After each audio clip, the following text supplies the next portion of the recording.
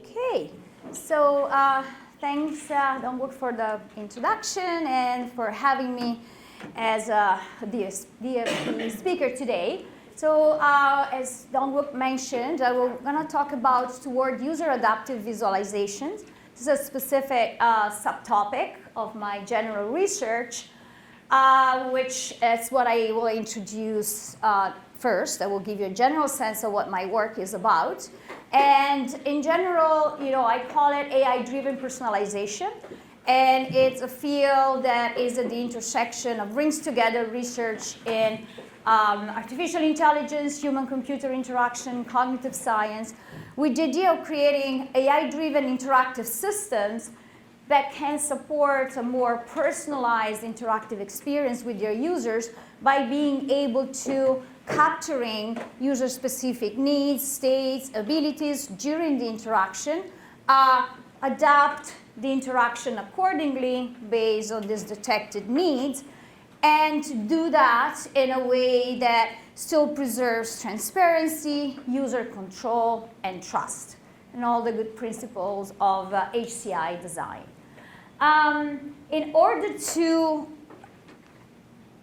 be able to do this, what we need to set up is what's called the adaptive loop, whereby the system needs to create a sort of a user model, a computational model of what are relevant user properties, skills, abilities that can be relevant for personalization for a specific task and application.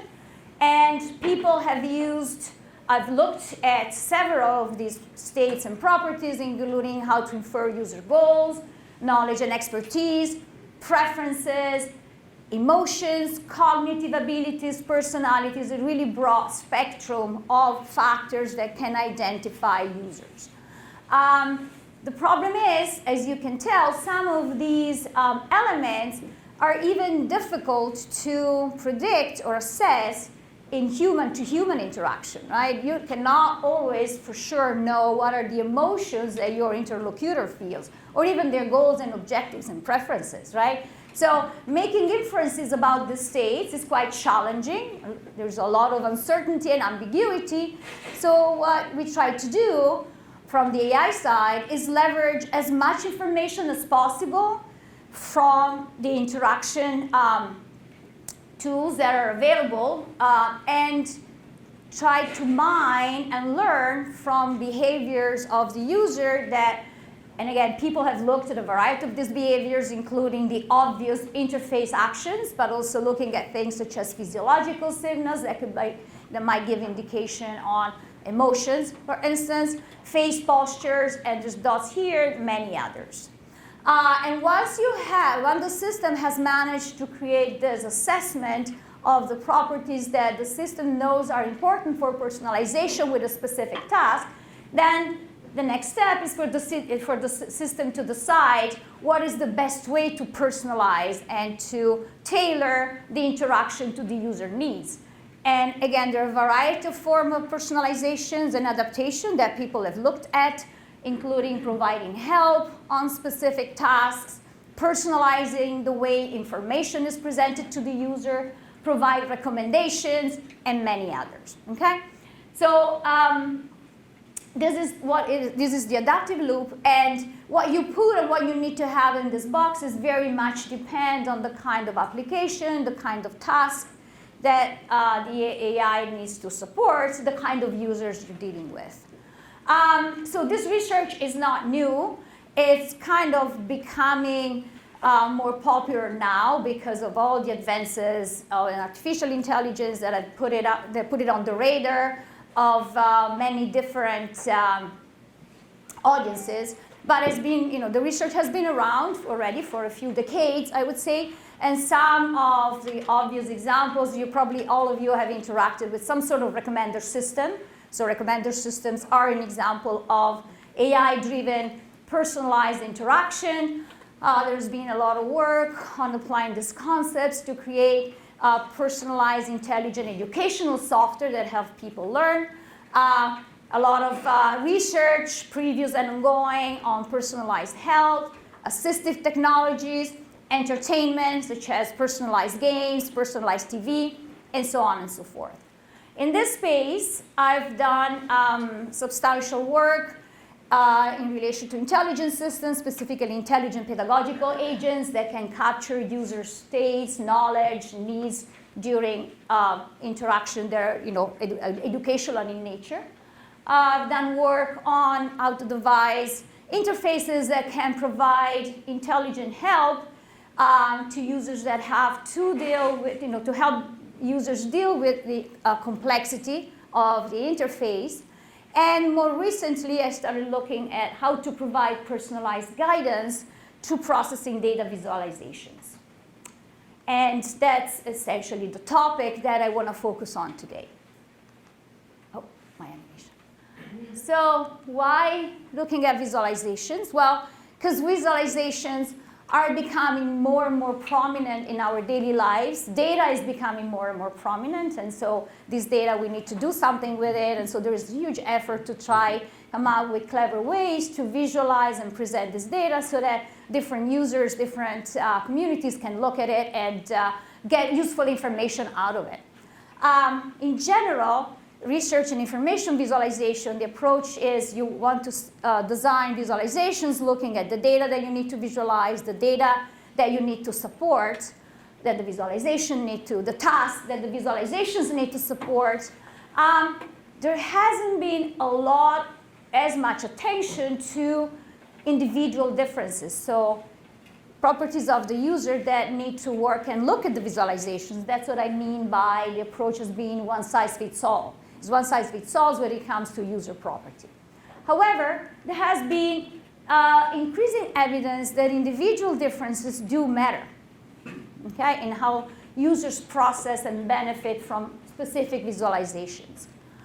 There's a lot of text on this slide. You don't need to read all the text, just the things highlighted in red. They point out to some of the factors that previous literature and research has shown that can have an impact on how people work and benefit from visualization. So there is preliminary evidence that users' preferences matter, domain expertise can make a difference, cognitive abilities that are spatial in nature, abilities that are related to perceptual processes such as perceptual speed, visual working memory. We'll talk a little bit more about these later on. There is also interesting research led, among others, by Brian Fisher out at SFU, showing that even a personality trait, in this case locus of control, can have an impact on how different people work with specific visualizations, which to me was very surprising. Locus of control essentially measures how much one believes that they are in control of their circumstances as opposed to, fate and the rest of the world is in charge. And this has been shown consistently across, I don't even have all the references here, but there is a very solid body of results showing that this is something that makes a difference in how people work with specific types of visualizations. So given all these initial results, they provide sort of like encouraging evidence that there is room for personalization in information visualization. And that's where with my group, we started thinking about this idea of user adaptive visualizations where that adaptive loop is now shaped to provide personalized interactive support for visualization processing. And forms of adaptations that you can think could be useful to support users in processing visualizations depending on their specific needs could be, for instance, if you are kind of working with a specific visualization, one form of personalization and adaptation could be provide personalized support to work and to support processing of that specific visual display. For instance, allowing the visualizations to highlight specific points that could be most relevant for the current user. Another form of personalization would be if there is more than one visualization suitable for visualize a specific body of data for a specific task, which is often the case, then the personalization would be along the lines of understanding, the system understanding what is the most useful or most suitable visualization for a specific user. okay? How do we get here? Well, we need to create that user model. We need to understand what are the user properties that are relevant for personalization. Again, the literature indicates in general what they are. There wasn't up to a few years ago, there were not very specific results on given specific types of visualizations, which specific cognitive abilities and perceptual abilities and personality traits could be useful for personalizations. That's why there's the question marks here. And then how to build these models? Well, we need to be able to make these inferences about these user properties based on information that comes from the interaction. Visualizations, many visualizations are interactive, so you can still leverage, for instance, interface actions, but a lot of the processing needs to be done is perceptual. And that's why eye tracking is a very important source of information that you need to include in your set of tools that, send the data to the AI to make inferences about the user model, okay? So why eye tracking? Well, as I just said, because a lot of the processing that needs to be done when you're looking at visualizations is perceptual in nature. And sometimes you're looking at visualizations that are not even interacting, and then your only information comes from eye tracking data. Information, then there is also results showing that gaze information is useful even in tasks, in interactions that go beyond perceptual tasks. And also eye tracking, it's useful because in addition to give information on someone's gaze and where someone is looking, some of these eye trackers also give information on pupil dilation, which is a measure that is being related to states such as cognitive lows, attention, engagement, and also head distance from the screen, which is an approximation of posture, so whether you're leaning towards the screen or going back. And this is also indicators that have been connected to affective states, for instance, interest versus boredom versus frustration, and so on and so forth. So the eye trackers, well, you wonder how easy it is to use eye trackers. So this is the first eye tracker that I used, and was shared with Alan over there, if you remember. So as you can see, not a very lightweight piece of thing. It was very accurate because obviously the user is completely blocked with the chin on a chin rest, this gigantic thing on their head. But it was very, very accurate. Then there are, later on I started using trackers. They're still very accurate but not as intrusive.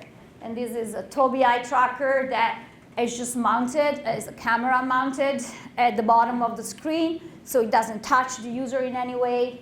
I'm just going to try to click on this thing to see if come on, where are you?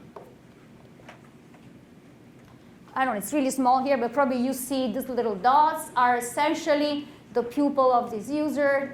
The pupil's tracked, and the eye tracker is following along without being intrusive in any way, and it traces where the user is looking for how long, depending on, is shown by the diameter of those circles.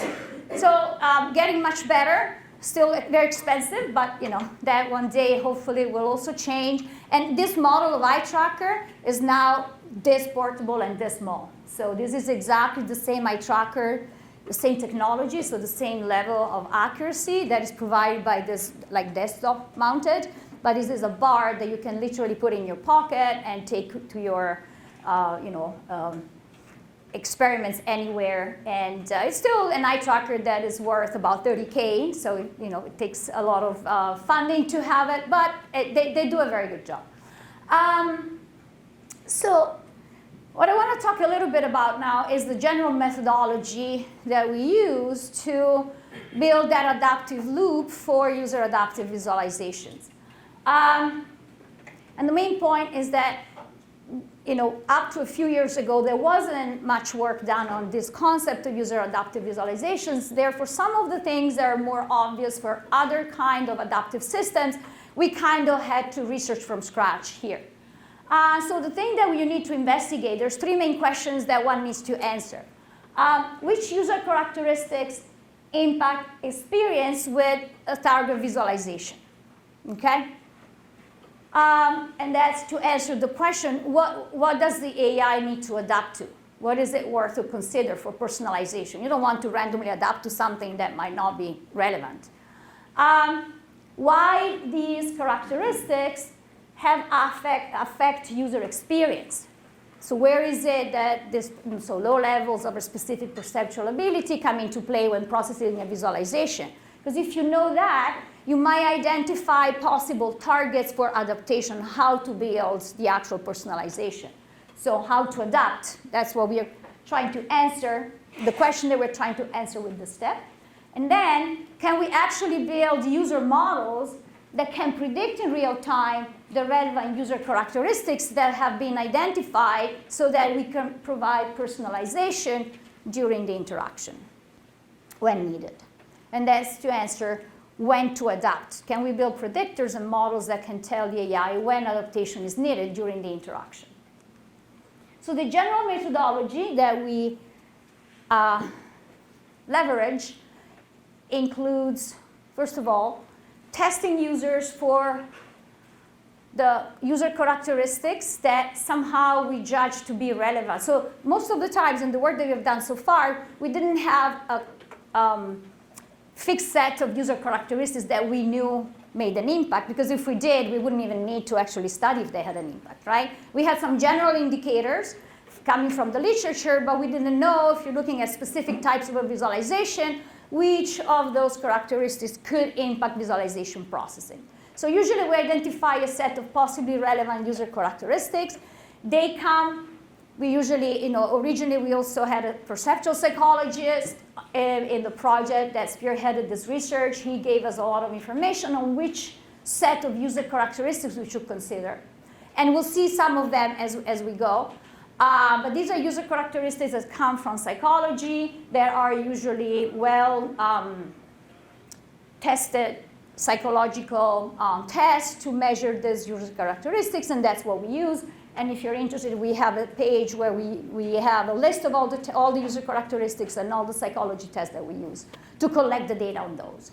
Then we tend to set up experiments where we have, depending on which visualization we are looking at, we create tasks for users to work with those visualizations. We usually use tasks from visualization literature. There are representative of things that users want to do with that specific visualization. We usually vary complexity because complexity of the data visualized obviously might impact when and if the user needs help and needs personalization in the first place. And we use this the task to get information on task performance, so accuracy, time to completion, so objective measures of how users do with that specific visualization. And then in the end, we usually provide users with questionnaires to give us to express their subjective experience on the visualization, so that we also have not just objective measures of performance, but also subjective measures of preference from the user side. And then we usually track participant gaze. Most of the work that I'll describe today was done with the Tobii T120 eye tracker. So I'm going to start, first of all, by giving you very, very high-level description of initial work that we did with bar charts. So bar charts are one of the most common and usually highly used and useful visualizations. And what we thought was, well, we should start looking at whether even this sort of let's call them simple visualizations. It all depends on what data you're visualizing, but at least they're well known, right? Is there evidence that users might need personalization and help in using bar charts, okay? So what we did, I won't go into the details here because it's just a little bit too much to cram into this presentation, but we had a variety of studies where we looked at different types of bar chart-based visualizations, from your standard grouped bar charts to some more complex stacked ones. And essentially, we found across these evidence with formal statistical analysis and so on and so forth, we saw the impact of several cognitive abilities on performance measure. And for instance, 3 of these cognitive abilities that came up over and over include perceptual speed, which essentially measures one's ability in quickly processing visual information. Visual working memory, like one's ability to maintain specific amounts of visual information in the short term, and verbal working memory, which is the the same thing as visual memory for verbal information. So by looking at gaze data of users working with these visualizations, we were able to identify specific ways, the second question, how these differences impact visualization processing. We were able to identify specific ways in which these cognitive abilities impacted processing of the visualizations we were looking at. Just going to give you an example. For instance, we found that low levels of perceptual speed impact how users process labels. So we notice much more going back and forth between labels and other parts of the bar chart, indicating, we think, that they take longer to create that mapping, and therefore they take longer to generally work with in bar charts, the specific type of bar charts that we were looking at in that study. And it's still in this body of work, we started doing work on understanding whether we could use gaze data to build real-time predictors that could tell us in real time if users had some more detail as we move on. So you will see what I mean when I say that it is possible to build these predictors. Okay?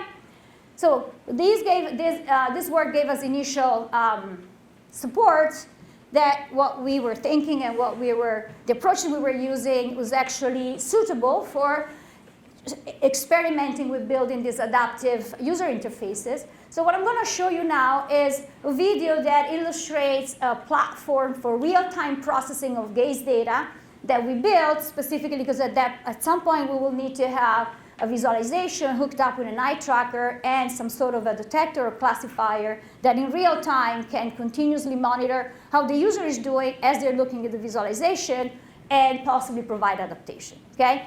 You're not going to see that here. You're just going to see one example of how we do the tracking and what we use it for in a specific application where bar charts are looked at in connection with narrative text. At the University of British Columbia, we have developed a software platform that can support the design and delivery of adaptive information visualizations. Adaptations are delivered according to eye tracking data captured in real time. In this video, we will demonstrate example adaptations provided by our software platform. This example will show a user processing a document containing both text and visualization. Magazine-style narrative visualizations such as this one typically contain distinct sentences in the text called references that refer to specific bars in the visualization. For example, this document contains 2 references. The first one consists of this sentence and refers to these 2 bars. The second reference sentence refers to these 2 bars. Reading documents such as these can be challenging due to the need to go back and forth from the text to the chart, and can become increasingly difficult as the number of references increases. We use eye tracking to monitor what sentence the user is currently reading in the text. The moving red dots indicate the locations and durations of the user's fixations. When a specified number of fixations are detected over a given reference sentence, then the corresponding bars in the visualization are highlighted by de-emphasizing non-relevant bars. When a different reference sentence is read by the user, the highlighting is updated accordingly. Additional forms of highlighting are also possible. For instance, here we provide a red outline in addition to the de-emphasis. Different users could therefore receive different types of highlighting, allowing for personalization of the adaptations. Okay, and just to make it clear, so in that specific example, the adaptation is driven by specific local behaviors, right? There is no looking at specific abilities of the user and so on and so forth. The system is just trying to provide support. If the user is captured, or the eye tracker says the user is looking at a sentence that refers to the bar in the corresponding chart, maybe it's useful for the user to see that highlighted, okay? So it's a much more reactive kind of adaptation. However, what we did, we ran a formal study where we had users read a battery of these magazine-style narrative visualizations with this attention-driven highlights, and compared to a group that did not have that, they were just reading the document without any support. And what we found is that, and we tested users for some relevant cognitive abilities to see if these highlights were specifically useful for users with specific abilities and characteristics. And what we found that there was an impact of this specific measure. It's called visual literacy, which is a measure that has been devised by researchers in information visualization community, and it sort of like assesses one's general ability to process visualizations, kind of similar to what reading ability measures or tests do for reading skills. And what we found is that providing adaptive guidance was very helpful for users with low levels of reading ability, as measured by a test that we took again from the visualization literacy.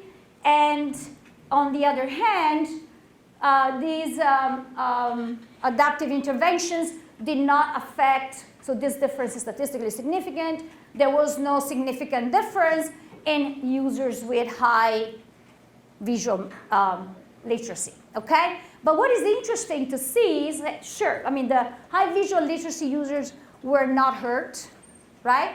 But what this shows is that if you provide the right kind of support, you can definitely improve. In this case, is accuracy here is accuracy in answering questions that we asked users about related to the comprehension of the documents that they were reading. And you see that the high visual literacy, they don't have a ceiling effect in comprehension, so they could definitely use help. But this specific type of personalization wasn't really suitable for them. It just helped a lot users with low visual literacy, okay? So what we want to do, what we're working on now, is to close the adaptive loop using these results. Essentially, we already have results showing that we can predict visual literacy levels using gaze data, and we are building a classifier that we're going to insert in this particular system, that when a user is detected to be low visual literacy, it will receive these interventions. And we're also looking at designing different kinds of highlights instead of just highlighting the boxes, as it was shown in the video. We have been working on implementing variations of that where the text is actually more obviously linked to the relevant bars via these lines, for instance. And we have some initial results on how that works as well, but I won't go into the details. I can discuss it offline if you're interested. Okay, so another thing so we talked about bar charts so far. What I want to talk a little bit about now is how these findings generalize to other types of visualizations and other types of tasks. So this is work that we did with a company. It's a Vancouver-based company. They have created and they commercialized a very successful tool to support decision making. It's called MetroQuest. Essentially, it's a tool that they use to allow people to explore different decisions, usually related to public policy problems related to, for instance, the one that I'll show you in the video, related to how to build effective additional transit to campus, right? And it's really used, and they sell it for allow specific bodies to engage the public in consultation, okay? And as you will see in this video, they use The MetroQuest interface is designed to guide the user through the process of learning and comparing 3 proposed transit scenarios in the city of Vancouver. Screen 1 welcomes the user and provides background information about the overall transit project. Screen 2 helps users select and prioritize which indicators will be used to compare the different transit scenarios. Here, the user selects travel time savings and cost as 2 of the indicators they feel are important. Screen 3 allows the user to learn about each transit scenario using 2 different visualizations. First, on the right, a deviation chart shows a visual summary of the values of all the indicators. The prioritized indicators selected during Screen 2 are displayed at the top. A green arrow indicates that travel time savings will be improved, whereas the red arrow indicates that cost will get worse. Second, a map on the bottom shows the proposed transit route. The indicators are also plotted on the map. For instance, travel time savings are shown as numerical values at various stops along the way. In practice, the user can compare the 3 scenarios by switching among the 3 tabs shown at the top. The user can also provide a rating out of 5 stars for each scenario. Okay, so as you can see, this tool uses 2 types of visualizations that are considered complementary.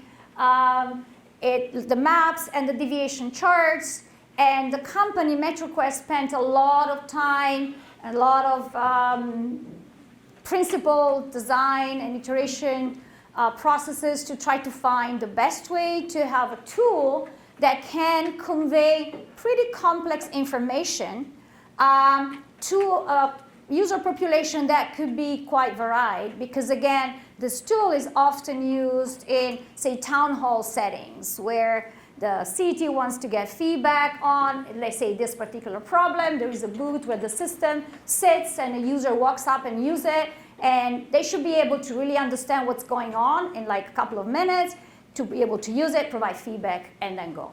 But the challenge there is that these visualizations and this kind of setup is shown to be working well for some users, but for others it's still too much to process, okay? And this is feedback that came directly from the company who is really commercializing this tool everywhere in North America. So we decided to see where is the need, is there a need for personalization, and what would that be? So how to personalize? So what we did, we ran a user study with 166 users using this particular scenario. We called them to come on campus. We tried to get users who would be sort of like, who had an invested interest in this decision. So people working on campus or people living nearby that would be affected by this kind of decision. And again, we looked at, here we were trying to understand what are the user characteristics that can impact processing of the visualizations used in the MetroQuest decision support system, and if we identify them, can we use gaze data to build models that can predict these characteristics in real time. So we applied the methodology that I discussed earlier. And I'll give you a summary of the results. We tested a variety of user characteristics. We found that 5 of them impacted processing with user experience with MetroQuest. These 3 are the ones, our usual suspects that we have seen before. So perceptual speed, visual working memory, verbal working memory. And there were 2 more, not surprising, because the visualizations are different in nature than bar charts.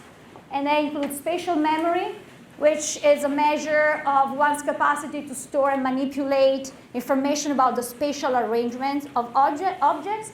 And visual scanning is related to one's speed in being able to locate and identify the surroundings in a configuration of objects. And the way we found a variety of results that are in this publication, but I'm just going to give you 2 that are the sort of like simplest to explain in the setting. So for instance, we found the users with lower level of spatial memory found the charts less useful than the users who had higher level of this measure. And then we found that, oops, a typo here, users with high levels of visual memory preferred the charts over the map. Okay? So these are 2 points or more showing that, yes, there is some need for personalization that takes into account these cognitive abilities. And can we actually detect these abilities in real time? Because imagine, I mean, for this kind of walk up and use interface, there is no way we could give psychology tests to the user who wants to use the system, right? So we want to see if we can actually have the system itself being able to detect the relevant cognitive abilities. So I'm just going to give you a very, very quick overview of how we do this machine learning, if you are interested. So for each of the cognitive abilities, so the goal is we want to see if we can build predictors for these abilities, okay? For each of them, we split users into high and low levels of these abilities by using a median split over the test results. This is very coarse. There is much more than low and high. It's just for machine learning, for proof of concept. This is the easiest possible task. It's a binary classification, okay? And then we take some of these users, we use them as our training users, and we train machine learning models on that set. And then to see if our models are good, we test them on users from our pool that we had set aside as test users, okay? So essentially, real quick, the training set where we train the machine learning classifiers entails we have users labeled. We know if they have high or low level of cognitive ability A. We have the eye tracking data for these users, okay? We feed this information, these examples, supervised classification to, usually we test a variety of machine learning algorithms and we pick the one that has the best results. So we get a classifier that potentially has learned to map gaze data, relevant patterns in gaze data to levels of cognitive ability A. And then to see if it works, we take our test users and we feed them to the machine learning algorithm. We only feed the eye tracking data for a given user, and we see what the predictor says in terms of their level of cognitive ability A, and then we see if that's a match or not with the true label that we have, okay? So by doing that, so the machine learning classifier labels this user as high or low for ability A, and then accuracy is just the percentage of correct predictions over all the test users, okay? So I just want to give you a little bit of a sense of what are the gaze features that we use, okay? So if you remember, the eye tracker gives us information on where the user fixates, where the user attention sits on the screen at different times, gives us information on how long each fixation is, gives information on how users transition between fixations. These are called saccades. So we get measures such as number of fixations, fixation duration, saccade length, and so on and so forth.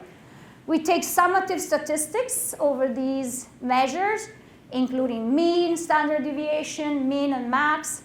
And these measures can be computed over the whole display or over specific areas of interest. So you can tell the eye tracking, give me information on how many fixations happened on this particular, it's called radar graph, on the map, and so on and so forth. So you can have statistics such as percentage of fixations that fell into the map, that fell into the radar graph, and so on and so forth. So you don't need to read all the information that is here, but this is just to give you a sense that what the machine learning ends up to see is a description of each user in terms of all these features. So it's about 68 gaze features. And we also have features related to the user pupil dilation over the course of the interaction, such as mean change in pupil, standard deviation, mean size, max size, similar statistics for head distance to the screen. So this is the data. And these are the results.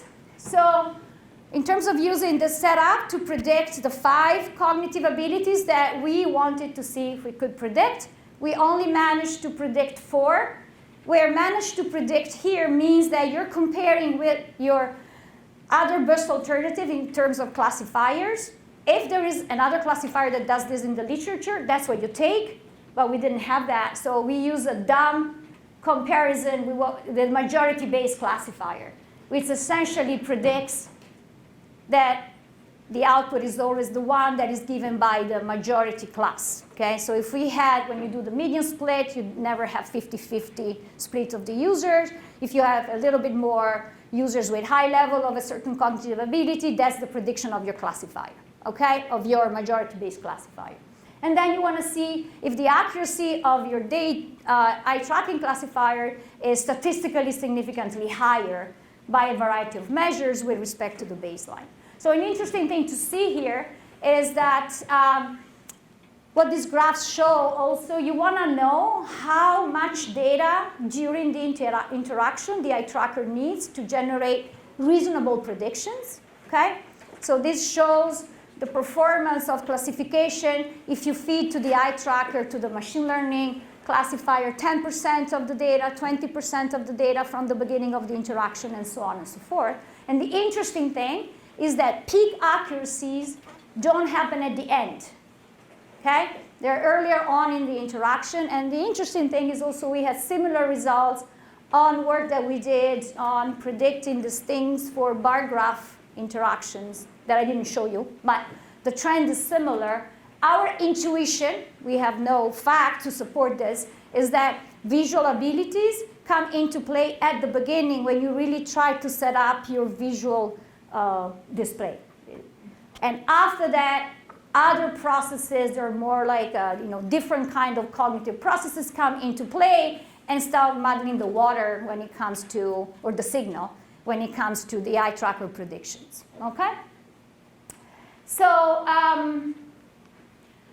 so now that we know that, and again, the accuracies are not 100%, so we need to deal with that. But we're also looking at, when we have this information, what kind of forms of adaptations do we want to provide, right? So for instance, some things that we have been working on, because we saw that, for instance, low spatial memory users did not like the deviation charts as much. One option would be either to simplify the deviation charts for them. We haven't experimented with that yet. The other option is that allow them, or perhaps recommend that they hide that specific visualization during the interaction, okay? Because that might help them cope better with that specific kind of task that they have to engage with. And we have some interesting results, but I can discuss them offline if you're interested. Okay, so I don't have much time, so I won't go into a lot of more detail of what I've left here. I just want to give you a little bit of a sense of another kind of user modeling and prediction that we do. So what we were looking at now was predicting cognitive abilities that tend to be rather stable over time. I mean, you can improve your perceptual speed or you can lose it with age, but it doesn't really change over the course of the interaction, okay? And one could argue that for those kind of abilities, if it's a system that a user needs to be over and over, the user could be also tested using the psychological tests, okay? However, there are other things that might be important to decide when to provide personalization. There are more like transient states that happen during the course of the interaction, including, for instance, confusion. So confusion should be a good trigger for the underlying AI that the user needs help, okay? So in this other work, what we did, it's a different visualization. I'm not going to go into the details, but a big problem when you're trying to build predictors for these transient states, and many of them are, confusion is considered in the space of affective states. If you want to create predictors, machine learning classifiers on these states, the big challenge is to have your ground truth labels. You need to have a data set where you have your episodes of confusions. At time X, the user was confused. And getting those ground truth labels is a big problem. It's a challenge in general in affective computing research. Here we went around by engaging users in working with a visualization and telling us when they are confused by pressing a button. There are, of course, limitations of this method, but we tried our best to reduce the drawbacks. We can discuss them offline if you're interested. But essentially what we did, we collected a data set where we had, how many? Like around 5,000 tasks the user engaged in. And in 2% of these tasks, they reported being confused. Okay? So what we did, we wanted to see if we could actually create machine learning based on eye tracking data that could detect confusion in real time even for this particular data set where confusion doesn't happen that often, but when it happens, it would be great if you could try to help it. I'm going to skip the details on how we do that because it's just running out of time. What I want to show you is that these are the results that we obtain, and we have a classifier that we built using all available features, including also, this was an interactive visualization, so we also used information on how users were working with the mouse and the keyboard. The classifier that gave the best results in terms to be able to predict in real time if the user was going to report confusion is a classifier that uses all the data, so data from the eye tracker and from the interaction. And it's a 61% accuracy in detecting confusion and very good accuracy in also detecting when the user is not confused. You want to have that accuracy, otherwise the system becomes intrusive. It tells that you're confused, but you're not.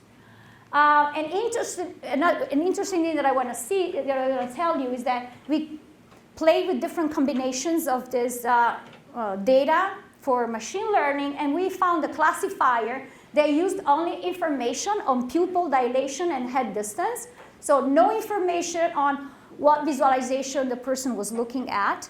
And this was the classifier that had the second best performance, which is interesting because it shows that some of the signals of confusion could be independent from what the user is looking at and might be used to build classifiers for other tasks that are different from this particular one. Okay, so lots of exciting questions, how to increase confusion prediction. I have some slides, but I won't go through them. And how to intervene to reduce confusion. We haven't done anything on closing the loop on this specific problem. We detect confusion, how to disperse it, we don't know. What other cues and states should be considered to decide when to adapt, for instance, cognitive load. But to conclude, so visualizations are becoming more and more widespread and important. Personalization seems to be a good avenue of research to improve how these visualizations can be useful. I hope I gave you some indication that AI-driven personalization can help. And there's a lot of exciting work ahead, specifically in how to actually generate these adaptive interventions. Because in this line of work, you tend to spend a lot of time to build the user models, because that's important. But then when it comes to, and that sort of like delays the time when you can really start putting closing the loop actions that the system can take to provide the personalization. And then how much of what I presented generalizes to other visualization tasks and users. And to do that, we need to do more of this work to see what is general and what is specific. Okay, thank you very much.